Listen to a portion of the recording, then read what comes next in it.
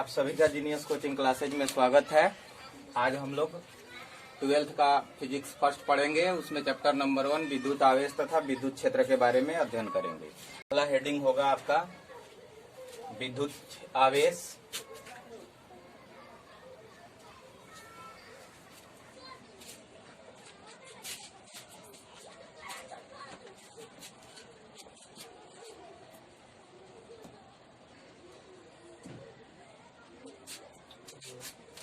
Electric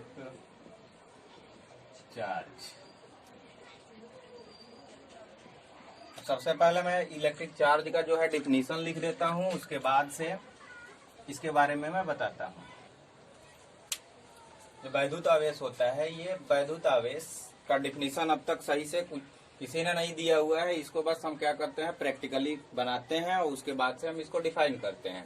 यानी जब किसी वस्तु से हम क्या करते हैं, इलेक्ट्रॉन को त्यागें या ग्रहण करें। जब कोई वस्तु इलेक्ट्रॉन त्यागे या ग्रहण करे तो वस्तु क्या हो जाती है, आवेशित हो जाती है। इसको हम डिफिनीशन के रूप में अगर लिखे तो इसको हम ऐसे लिखते हैं कि किसी वस्तु द्वारा इलेक्ट्रॉन ग्रहण करने या त्यागने की जो क्षमता होती है उसे हम क्या बोलते हैं, वैद्युत आवेश बोलते हैं।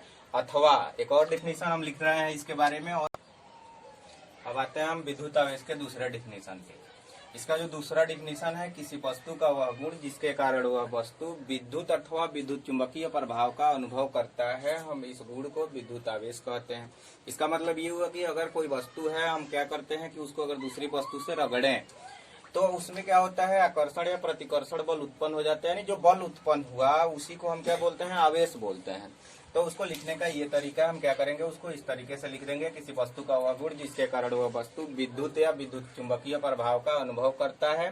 तो जो उसमें ये गुण होता है, इस गुण को हम विद्युत आवेश कहते हैं। अब हम लोग अगला हेडिंग जो पढ़ेंगे, स्थिर विद्युत। स्थिर विद्युत आखिर क्या होता है, इसके बारे में हम लोग जानेंगे। स्थिर विद्युत, इसको हम कहेंगे स्टैटिक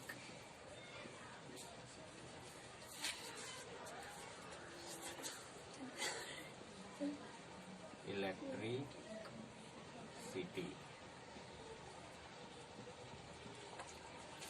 रोक दिए हो। अब हम लोग स्थिर विद्युत के बारे में जानेंगे कि स्थिर विद्युत आखिर क्या है। इसके अंतर्गत हम लोग किस चीज का अध्ययन करते हैं। तो जो ये स्थिर विद्युत होता है, ये भौतिक विज्ञान की वह शाखा होती है जिसके अंतर्गत हम स्थिर आवेशों के बारे में अध्ययन करते हैं, उनके गुणों के बारे में जानकारी प्राप्त करते हैं। अब इसको भी मैं लिख दे रहा हूं ताकि आप लोग आसानी से इसको नोट कर सकें। यानी स्थिर विद्युत का जो डिफिनीशन है, भौतिक विज्ञान की वह शाखा जिसके अंतर्गत स्थिर आवेशों के गुणों तथा घटनाओं का अध्ययन किया जाता है, उसे हम स्थिर विद्युत कहते हैं। नेक्स्ट हम लोग अभी इसके बाद जो अगला हेडिंग है वो पढ़ेंगे धारा विद्युत। यानी धारा विद्युत क्या होता है।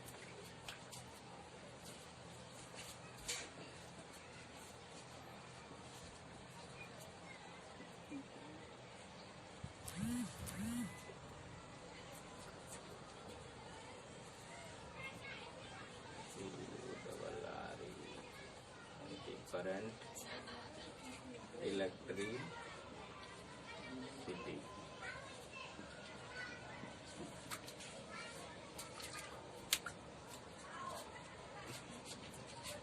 जो धारा विद्युत होता है, अब इसमें क्या किया जाता है, भौतिक विज्ञान की वह शाखा जिसके अंतर्गत गतिमान आवेशों के गुणों तथा घटनाओं का हम अध्ययन करते हैं, उसे हम बोलते हैं विद्युत धारा विद्युत। धारा विद्युत होता है, ये क्या होता है, भौतिक विज्ञान की वह शाखा जिसके अंतर्गत गतिमान आवेशों के गुणों तथा घटनाओं का अध्ययन किया जाता है, उसे धारा विद्युत कहते हैं। अब एक बार मैं थोड़ा रिवाइज करता हूँ इसको। सबसे पहले हमने क्या बोला था कि विद्युत आवेश क्या होता है। जो विद्युत आवेश होता है, हम इसको क्या बोलते हैं, किसी वस्तु द्वारा इलेक्ट्रॉन ग्रहण करने या त्यागने की जो क्षमता होती है, हम उसको क्या बोलते हैं, विद्युत आवेश बोलते हैं। अथवा इसका एक दूसरा डिफिनीशन ये है कि किसी वस्तु का वह गुण जिसके कारण वह वस्तु विद्युत या विद्युत चुंबकीय प्रभाव का अनुभव करता है, इस गुण को विद्युत आवेश कहते हैं। जो दूसरा हेडिंग है स्थिर विद्युत, ये क्या होता है, स्थिर विद्युत के अंतर्गत हम क्या करते हैं कि जो स्थिर आवेश होते हैं उनके गुणों तथा घटनाओं की हम क्या करते हैं, अध्ययन करते हैं। तो हम इसको बोलते हैं स्थिर विद्युत। धारा विद्युत में हम क्या करते हैं कि जो आपके आवेश होते हैं वो गतिमान हो जाते हैं, फिर उनके गुणों तथा घटनाओं का हम अध्ययन करते हैं, उसे हम क्या कहते हैं, धारा विद्युत कहते हैं।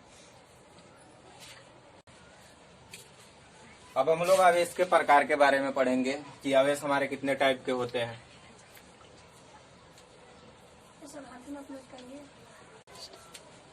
अब हम आवेश के प्रकार के बारे में जानेंगे। जो आपके विद्युत आवेश होते हैं ये कितने प्रकार के होते हैं।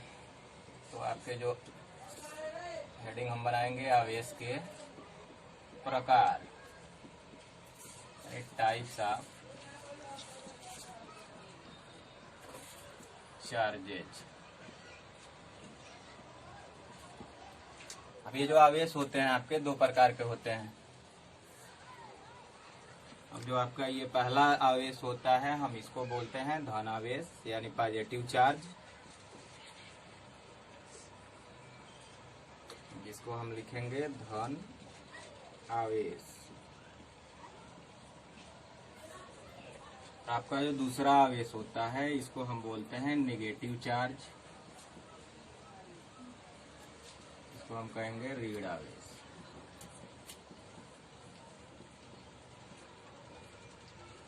अब हम बात करते हैं सबसे पहले धनावेश की कि धनावेश कैसे उत्पन्न होता है। जो धनावेश होता है ये क्या होता है कि कोई भी एक अगर वस्तु है, ठीक है, कोई एलिमेंट है, कोई भी तत्व है, अगर वो तत्व क्या करता है कि अगर कोई इलेक्ट्रॉन दूसरे को देता है यानी त्यागता है, अगर ये इलेक्ट्रॉन क्या करे त्यागे, तो इस जो तत्व है इस तत्व पे एलिमेंट ए पे एक चार्ज आ जाता है प्लस, जिसके कारण जो आपका ये एलिमेंट ए था ये क्या हो गया, पॉजिटिवली चार्ज हो गया यानी धनावेशित हो गया। तो इस तरीके से हम क्या होता है कि धन आवेश उत्पन्न करते हैं। यानी हम ये कह सकते हैं कि धन आवेश जो होता है किसी वस्तु का वह गुण होता है, या जब कोई वस्तु क्या करे इलेक्ट्रॉन को त्यागे तो वस्तु धनावेशित हो जाती है। दूसरी बात आपकी आती है ऋण आवेश की। तो ऋण आवेश जो होता है आपका, जब कोई वस्तु किसी इलेक्ट्रॉन को ग्रहण करता है तो उस पर जो चार्ज आता है उसको हम क्या बोलते हैं, ऋण आवेश। यानी ये इलेक्ट्रॉन जो आपका ए एलिमेंट था, ये इलेक्ट्रॉन क्या किया, एक इलेक्ट्रॉन ग्रहण कर लिया, तो इस पे हमने क्या कर दिया कि एक माइनस लगा दिया, जिसके कारण ये जो ए एलिमेंट था ये क्या हो गया, निगेटिवली चार्ज हो गया, जिससे इस पे ऋण आवेश क्या हो गया, उत्पन्न हुआ। वैसे ही इसमें प्लस में क्या होता है कि जब आप क्या करो कि कोई किसी भी आदमी को कर्ज वगैरह जब आप देते हो तो आप तो कर्ज में नहीं जाते हो, लेकिन जो आदमी लेता है वो कर्ज में चला जाता है। जैसे यहाँ पे आप देख रहे हो कि ये एक कोई वस्तु है, ये क्या कर रहा है, इलेक्ट्रॉन ले रहा है, जिसके कारण ये कर्ज में गया, तो इसको हम क्या कर दिए कि इस पे ऋण आवेश लगा दिए, ऋण लगा दिए, जिसके कारण ये निगेटिव हो गया। और यहाँ पे जो आदमी था ये ए, ये क्या कर रहा है कि कुछ दे रहा है एक दूसरे को, तो ये तो प्लस में जा रहा है, तो जिसके कारण इस पे क्या आ जाता है, ये प्लस चार्ज आ जाता है। यहाँ से धन आवेश की क्या होती है, उत्पत्ति होती है, और यहाँ से ऋण आवेश की उत्पत्ति होती है। अब इसके बाद हम ये जो आवेश थे हमारे दो टाइप थे, अब इन आवेशों के गुण के बारे में हम थोड़ा अध्ययन करेंगे। तो अब हम हेडिंग डालेंगे आवेशों के गुण, आवेशों के गुण, प्रॉपर्टीज ऑफ चार्ज।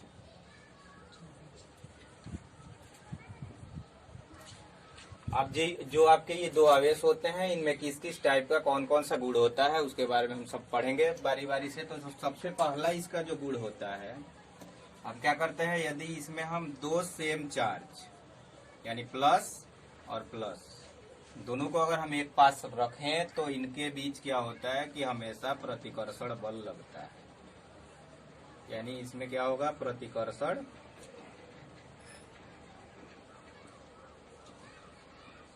बल कार्य करता है। चाहे ये आपका क्यों यहाँ पे माइनस हो, ये भी क्या हो यहाँ पे माइनस हो, जब दोनों माइनस होंगे तब भी हम इसमें क्या लगेगा, प्रतिकर्षण बल ही लगेगा। यानी ये जो आपका था पहला गुण था। अब यहाँ पे हम दूसरे गुण के बारे में, कि इसका जो दूसरा गुण होता है इसमें यदि हम क्या करें कि एक प्लस चार्ज ले लें और दूसरा माइनस चार्ज ले लें तो इनके बीच जो होता है हमेशा क्या लगता है, आकर्षण बल लगता है।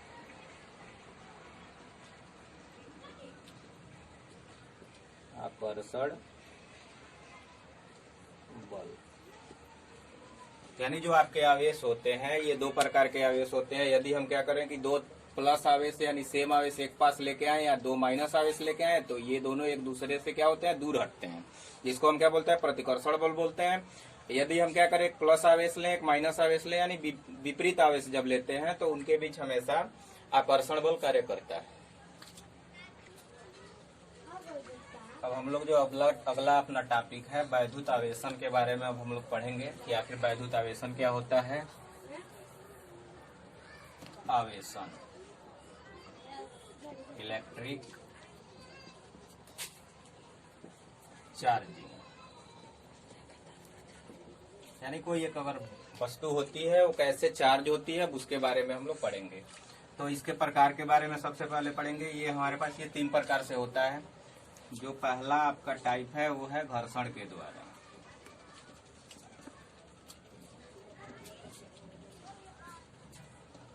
इसको हम क्या कहेंगे, बाई फ्रिक्शन।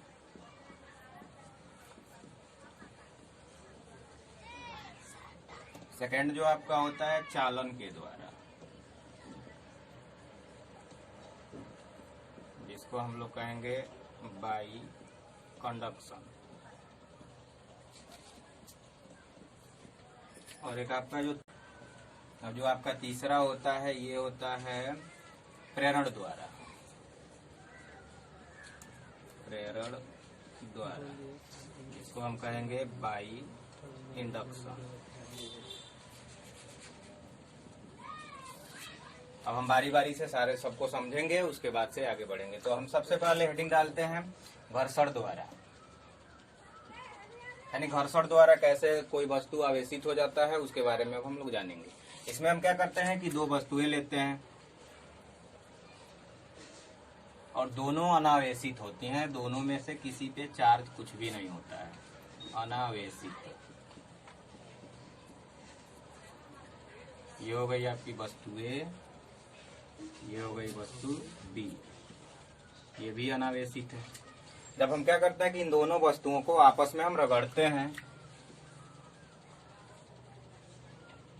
जैसे हम इसको दोनों को एक दूसरे के कांटेक्ट में जब लेके आते हैं तो ये क्या होते हैं, चार्ज हो जाते हैं। इससे हमें आवेश उत्पन्न होने लगता है, इसमें आवेश उत्पन्न हो जाता है। ये किसी दूसरी वस्तु को अट्रैक्ट लगता है करने, जिससे हम ये कह देते हैं कि ये जो आपकी वस्तु है ये क्या हो गई, ए और बी दोनों चार्ज हो गई। यानी जो आपका बाई फ्रिक्शन जो है घर्षण द्वारा हम वैद्युत आवेशन कैसे करते हैं, यानी जब दो वस्तुओं को आपस में रगड़ा जाता है जिसके द्वारा वो वस्तु आवेशित हो जाता है, तो इस प्रक्रिया को हम बोलते हैं कि घर्षण द्वारा हमने वस्तु को क्या कर लिया, आवेशित कर लिया। जैसे इसमें एक और एग्जाम्पल होता है, हम छोटे जब नीचे क्लासों में होते हैं तो हम आवेशन की घर पे जाते हैं या खेलते हैं, तो उसमें हम पेन अपने जब बालों में रगड़ते हैं तो देखते हैं कि वो पेन क्या करता है, कागज के छोटे छोटे टुकड़ों को अपने तरफ क्या करता है, अट्रैक्ट करता है। आखिर वो किस गुण के कारण अट्रैक्ट करता है, जो अट्रैक्ट करने का गुण होता है, ठीक है, उसी को हम क्या बोलते हैं, घर्षण द्वारा आवेशन। यानी जो आपकी पेन थी, ठीक, वो क्या हुआ, जब आपने बाल पे रगड़ा तो आवेशित हो गया पेन। अब नेक्स्ट हेडिंग जो है चालन द्वारा हम आवेशन के बारे में पढ़ेंगे कि चालन द्वारा आवेशन कैसे होता है। इसमें हम क्या करते हैं, चालन द्वारा आवेशन में दो इसमें वस्तु लेंगे। एक वस्तु आपकी हो जाएगी ए और दूसरी वस्तु हो जाएगी बी। ये जो आपकी ए वस्तु होगी ये होगी आवेशित वस्तु और दूसरी जो आपकी बी वस्तु होगी ये होगी अनावेशित वस्तु। अनावेशित और ये जो आपका होगा आवेशित होगा। अब इसमें क्या होता है कि जैसे ये आवेशित जो ए वस्तु है इसको हम बी वस्तु से टच कराएं, यानी इसके कांटेक्ट में लेके जाएं, तो आपकी जो बी वस्तु होती है ये भी क्या हो जाती है, आवेशित हो जाती है। जैसे आपका ये सेकंड इसमें फिगर जो है इसको आप देखिए, आपकी ए वस्तु है ये प्लस चार्ज है और जैसे ही हम क्या करेंगे कि इसमें ये आपकी बी वस्तु इसके कांटेक्ट में लाएंगे तो ये भी प्लस क्या हो जाएगी, प्लस में ही चार्ज हो जाती है। तो हम ये जो प्रक्रिया हो रही है इस प्रक्रिया को हम क्या करते हैं कि चालन द्वारा वैद्युत आवेशन। अब हम लोग थर्ड इसमें जो पढ़ेंगे प्रेरण द्वारा आवेशन कैसे होता है, इसके बारे में पढ़ेंगे। इसमें भी हम क्या करते हैं कि दो वस्तु लेते हैं। एक जो वस्तु होती है ये आवेशित होती है, ये आपकी प्लस चार्ज से क्या होगी, आवेशित होगी।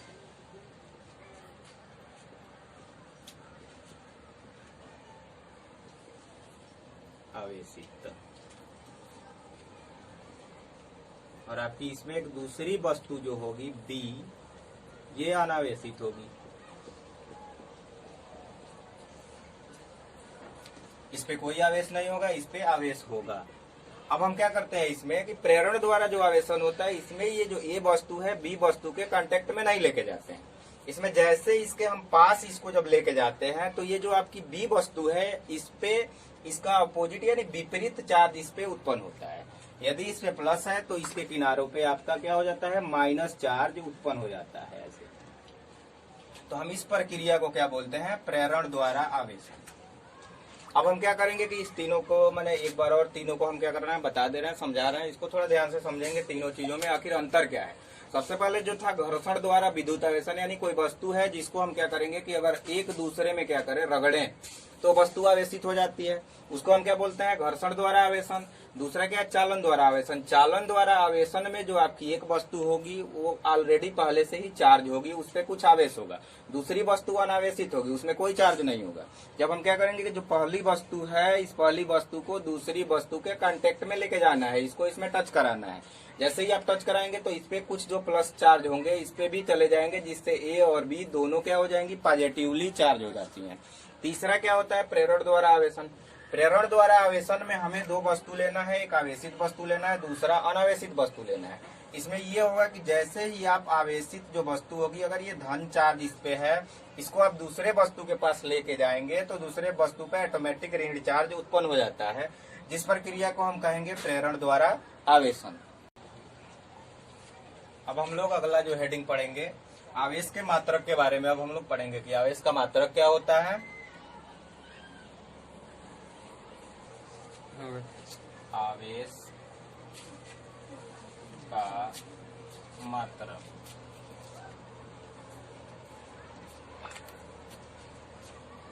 Unit of charge.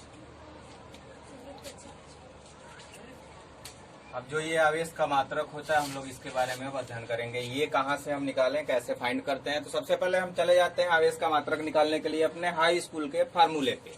तो सबसे पहले हाई स्कूल में एक फार्मूला हम लोग पढ़े हुए थे, Q equal to I t, I into t. जहाँ पे आपका ये जो आई होता है ये करंट होता है, और जो टी आपका होता है ये टाइम होता है। अब करंट का जो मात्रक होता है ये एम्पियर होता है, और आपका जो टाइम होता है यानी टाइम का जो मात्रक होता है ये सेकंड होता है। अब यहाँ पे हम क्या देख रहे हैं कि आई इंटू टी जो आपका है मल्टीप्लाई में है, जिसके वजह से इसका जो मात्रक बनता है ये एम्पियर सेकंड बनता है। यानी जो आपका आवेश का जो मात्रक है ये हो जाता है आपका एम्पियर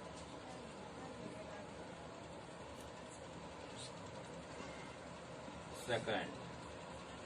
और एक दूसरा जो मात्रक होता है, दूसरा मात्रक आप लोगों ने सुना होगा कि इसको हम क्या बोलते हैं, आवेश का मात्रक कूलाम होता है। कूलाम इसका मात्रक इसलिए होता है कि इसका जो आवेश का खोज था ये कूलाम किए हुए थे, इसलिए उन्होंने एक अपना नाम ही क्या कर दिया कि इस आवेश के मात्रक में अपना नाम लगा दिया, जिससे हम लोग क्या इसका एक दूसरा मात्रक जानते हैं, आर कूलाम। इसके बाद हम लोग अब अगला हेडिंग जो है आवेश के मात्रक, तो हम लोगों ने पढ़ लिया आवेश का मात्रक जो आपका एक क्या होता है, एम्पियर सेकंड होता है, या क्या होता है, कूलाम होता है। अगला जब हम लोग हेडिंग पढ़ेंगे ये आवेश का मात्रक जो है इसका हम क्या निकाले, विमीय सूत्र कैसे निकालेंगे, ये अब हमको पढ़ना है। यानी आवेश का अगला हेडिंग हम डालेंगे आवेश का विमीय सूत्र। ये बहुत इंपॉर्टेंट टॉपिक है, विमीय सूत्र निकालना। ये 1 से 2 नंबर में पूछा जाता है बोर्ड में। अब विमीय सूत्र निकालना आप लोग ऑलरेडी फर्स्ट ईयर में सीखे होंगे। सबसे पहले तो आपको मैं बता दूं, एक बार रिवाइज करा दूं, ये जो टॉपिक है उसमें आप लोग पढ़े होंगे कि मास, यानी जो आपका मास होता है इसको हम लोग उसमें m से दर्शाते थे। इसका जो विमीय सूत्र लिखते थे m लिखते थे। जो आप उसमें पढ़े होंगे लेंथ, यानी लंबाई, लंबाई के लिए हम यूज करते थे l। और बाकी हम लोग जो टाइम था आपका, टाइम के लिए हम लोग यूज करते थे टी। अब बाकी दो चीजें इसमें और जुड़ेंगी। इसमें सबसे पहले आपका आ जाता है यहाँ पे करंट जो आता है। करंट के लिए हम इसमें क्या यूज करेंगे, करंट इसमें तो आ रहा है आपका आई और यहाँ पे टी आ रहा है, तो अगर आप करंट का जान जाए तो आप क्यू का निकाल लेंगे यहाँ से बीमीय सूत्र। तो करंट का जो बीमीय सूत्र होता है उसको हम इसमें दिखाते हैं ए से। और बाकी अगर टेम्परेचर भी आ जाए इसमें, टेम्परेचर के लिए हम क्या करते हैं, थीटा यूज करते हैं। टेम्परेचर के लिए हम लोग यूज करेंगे थीटा पे 0। तो अब हम आवेश का बीमीय सूत्र अब यहाँ से क्या करेंगे, लिखेंगे। तो सबसे पहले किसी भी चीज का बीमीय सूत्र लिखने के लिए उसको हम क्या करते हैं कि बड़े ब्रैकेट में लिखते हैं। तो यहाँ पे हमें आवेश का बीमीय सूत्र लिखना है, तो यानी हमने Q को बड़े ब्रैकेट में लिख दिया। अब इसके बाद सबसे पहले अगर आपको याद नहीं है ये सारे, मान लीजिए कि आपको ये नहीं याद है, ये इसका मात्रक क्या होता है नहीं याद है, तो उसके लिए आप क्या करेंगे, सबसे पहले इसके फार्मूले को लिख देंगे, यानी QI इंटू टी हम क्या करेंगे, लिख देंगे। फिर क्या करेंगे कि इनके मात्रकों को लिखेंगे, यानी आई यानी विद्युत धारा, विद्युत धारा का जो मात्रक होता है आपका क्या होता है, एम्पियर। तो यहाँ पे आप क्या करोगे, एम्पियर लिख दोगे। और इंटू में समय का मात्रक जो होता है सेकंड होता है, तो यहाँ पे सेकंड लिख दोगे। फिर इसके बाद हम क्या करेंगे कि अब जो है इसका जो एम्पियर है, अब यहाँ जो बीमीय सूत्र है यहाँ से हम क्या करेंगे देखेंगे, यानी एम्पियर जो आपका मात्रक था करंट का, यानी करंट को हम इसमें ए से दर्शा रहे हैं, तो हम इसमें क्या लिख देंगे, इसको हम लिखने के लिए बड़ा ब्रैकेट यूज करेंगे और इसमें हम लिखेंगे ए। उसके बाद से आपका आता है सेकंड, यानी सेकंड के लिए हम जो यूज कर रहे हैं टी यूज कर रहे हैं, तो हम इसमें क्या लिख देंगे टी। यानी जो आपका बीमीय सूत्र क्यू का जो तैयार हुआ ये क्या हो गया, बड़े ब्रैकेट के अंदर ए टी। अब इसको हम जब संपूर्ण लिखेंगे पूरा ये एमएलटी के साथ, तो क्या लिखते हैं कि क्यू। अब जो इसमें ये एम, जैसे इसमें मास लेंथ वगैरह ये टेम्परेचर नहीं इसमें आ रहा है, तो इसको हम क्या करते हैं कि इन सबको लिखते हैं और उस पर पावर 0 लगाते चले जाते हैं। और जो होता है इसमें उसको हम एज इट इज जैसे है वैसे का वैसे इसमें हम क्या करते हैं, लिखते जाते हैं। जैसे आपका एम हो गया, तो इसमें कहीं मास का चर्चा नहीं हुआ है, तो हम उस पर क्या लगाएंगे 0। अब आते हैं लेंथ, इसमें कहीं भी लेंथ की जानकारी नहीं दी गई है, तो एल पर भी हम क्या लिख देंगे 0। उसके बाद से हम आ रहे हैं ए, अपने पास देखो ए ऑलरेडी है, तो हम यहाँ पे ए लिख देंगे क्योंकि ये तो इसमें आ रहा है। उसके बाद से आता है समय, तो समय भी आ रहा है, तो हम समय को भी लिख देंगे। बाकी आपका टेम्परेचर के बारे में हम बात कर रहे हैं, तो थीटा है इसमें, तो हम थीटा पर क्या करेंगे कि 0 लगा के इसको हम क्या कर देंगे, लिख देंगे। तो ये आपका आवेश का संपूर्ण बीमीय सूत्र है। अब हम लोग जो अगला हेडिंग पढ़ेंगे, ठीक कल के जो लेक्चर में हम लोग पढ़ेंगे, उसमें कूलाम का नियम हम पढ़ेंगे और उसी का क्या करेंगे, अध्ययन करेंगे। उसके पहले एक छोटा सा टॉपिक होगा आवेशों का क्वांटीकरण, जिसको हम लोग पढ़ लेंगे, 2-4 मिनट लगेगा। उसके बाद से हम कूलाम का नियम का डेरिवेशन करेंगे।